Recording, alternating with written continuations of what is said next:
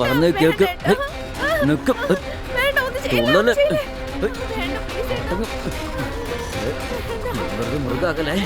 ഞാൻ പറഞ്ഞ കേക്ക്. അല്ലെങ്കിൽ തുള്ളല്.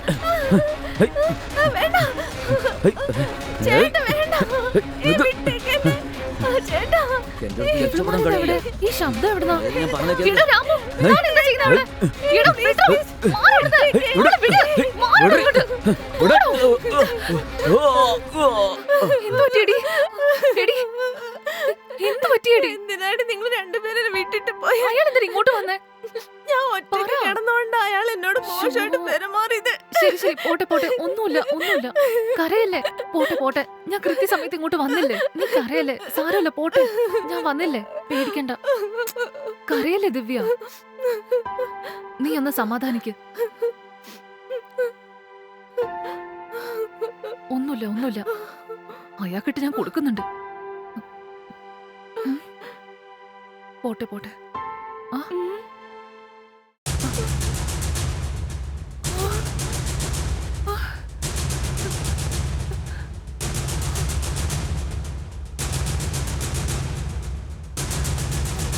തൊടണ്ടാടി.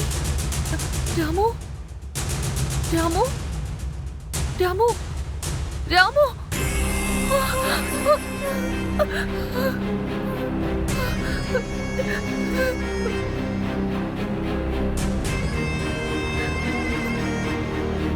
എന്താ ഇത്ര ശബ്ദം? എന്താണ് ഇതൊക്കെ? രാമു, രാമു ദിവ്യടുത്ത് തെറ്റായിട്ട് പെരുമാറാൻ നോക്കി.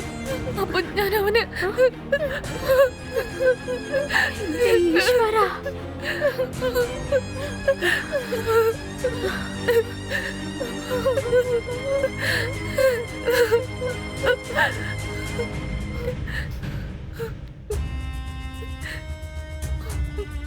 ഇപ്പൊ നമ്മൾ എന്ത് ചെയ്യുവടി? അടുത്ത ആഴ്ച നിനക്ക് കല്യാണല്ലേ? എന്തിനാടി നീ ഇങ്ങനെ കാണിച്ചേ? നീ എന്താണ് ഇങ്ങനെയൊക്കെ പറയുന്നത്? ഞാൻ വേണമെന്ന് വെച്ചാണോ ചെയ്ത്?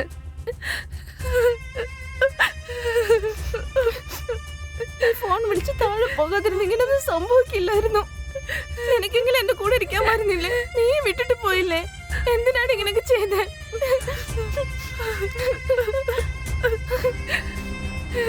അവസാനം ഈ അലവലാതിയും അങ്ങനെ തന്നെ. ഇവരെയൊക്കെ വെറുതെ വിട്ടൂടാ. അവൻ മരിച്ചുപോയില്ലേ? ഇല്ലാടി, ഇവന്റെ ശവത്തിനെ പോലും വെറുതെ വിട്ടൂടാ. അയ്യോ, കഴിഞ്ഞു, എല്ലാം കഴിഞ്ഞു. നമ്മൾ ശരിക്കും പെട്ടു. കല്യാണം കഴിഞ്ഞ് സന്തോഷമായിട്ട് ജീവിക്കാന്ന് എത്ര ആഗ്രഹിച്ചതാ ഞാൻ. പക്ഷെ എന്റെ വിധി ജയിലിലേക്ക് പോവാനാണല്ലോ. എന്റെ കുടുംബത്തിന്റെ അഭിമാനം തന്നെ പോവും. എന്റെ അച്ഛനമ്മ ഇതെങ്ങാൻ അറിഞ്ഞു കഴിഞ്ഞാൽ തീർന്നു. എടി ലക്ഷ്മി, കരയല്ലേ? എടി കരയല്ലേ, പ്ലീസ്. ദിവ്യ, നീയും പറടി, ഇവരോട് കരയണ്ടെന്ന് പറടി. അല്ല, എന്റെ ഭാഗത്താ തെറ്റ്. ഞാൻ ഇവളെ തനിച്ചാക്കിയിട്ട് പോവാൻ പാടില്ലായിരുന്നു. എന്റെ ഭാഗത്താടി തെറ്റ്. ഞാൻ കാരണം നിങ്ങളുടെ ജീവിതവും പോയല്ലേ. ലക്ഷ്മി, അങ്ങനെ ഒന്നുമില്ല. നിനക്ക് എന്തെങ്കിലും ഒന്ന് മിണ്ടിക്കൂടെ? ഇതിന് നമുക്ക് ഒരിക്കലും രക്ഷപ്പെടാൻ പറ്റില്ല അല്ലേ? നമ്മള് ശരിക്കും പെട്ടുപോയി. എല്ലാം കഴിഞ്ഞു. നമ്മളെ തൂക്കിക്കൊല്ലും അല്ലേ? നമുക്ക് രക്ഷപ്പെടാൻ പറ്റില്ല അല്ലേ? ലക്ഷ്മി, ഒന്ന് മിണ്ടാതിരിക്കും. കരയില്ലെന്ന് പറഞ്ഞില്ലേ? കണ്ണു തുടയ്ക്കാൻ ആദ്യം. അവളുടെ മുഖം തുടച്ചു കൊടുക്കണ. ഫ്രണ്ടാണെന്ന് ഞാൻ നോക്കില്ല. നീ അവനെ കൊന്ന പോലെ ഞാൻ നിന്നെ കൊന്നളയും. കരയില്ലെന്ന് പറഞ്ഞില്ലേ? ശബ്ദം ഉണ്ടാക്കരുത്. നീ ഇനി ഇവിടെ ഒച്ച ഉണ്ടാക്കിയാലേ.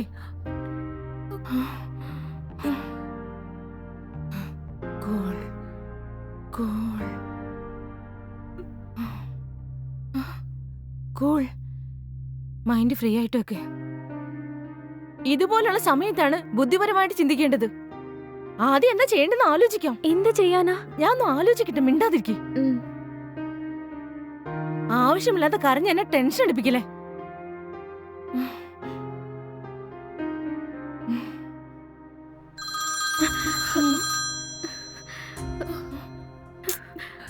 ആരാടി? സന്തോഷാടി. ഇതിനൊക്കെ ഒരു നേരെ സമയമില്ലേ? ഏത് സമയത്ത് വിളിക്കേണ്ടെന്ന് അറിയില്ലേ?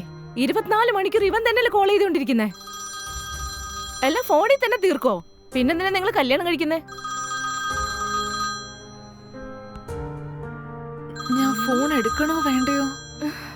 നീ ആദ്യം എടുക്ക്, അല്ലെങ്കിൽ വീണ്ടും വീണ്ടും വിളിച്ചോണ്ടേയിരിക്കും. ഒന്ന് ലൗഡ് സ്പീക്കറിൽ വെക്കേ.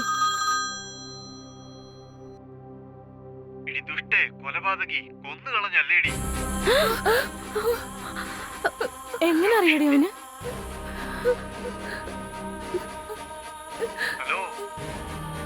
ഹലോ സന്തോഷ്, നീ അറിഞ്ഞോ? കഴിഞ്ഞു കഴിഞ്ഞു, എല്ലാം കഴിഞ്ഞു. എന്റെ ജീവിതം തൊലഞ്ഞു.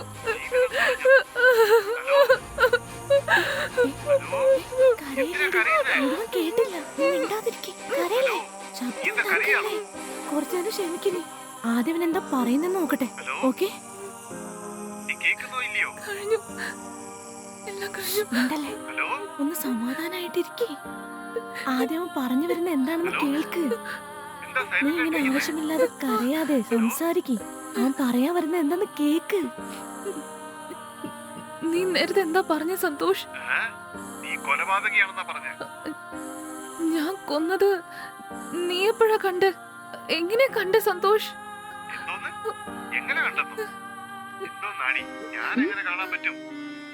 എനിക്കത് കാണാൻ പറ്റില്ലല്ലോ. കാരണം നീ കൊന്നത് എന്നെ തന്നെയല്ലേ? ഞാൻ ആദ്യം കണ്ടപ്പോൾ അറിയാൻ നോക്കിയ സമയം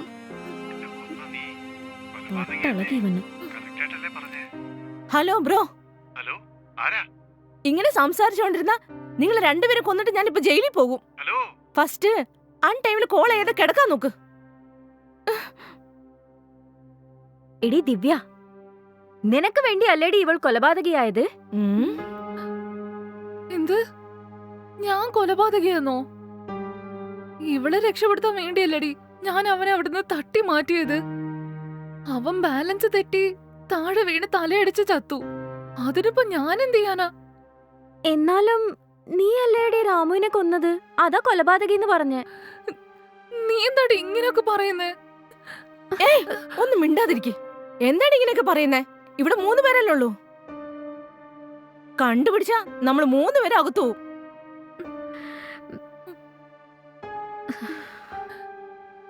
ഏയ് സോന, നീ ഈ നാട്ടുകാരില്ലേ? നിനക്ക് ഈ നാട്ടിൽ അറിയാവുന്ന ആരുമില്ലേ? ശരിക്കും ഒന്ന് ആലോചിച്ച് നോക്ക്.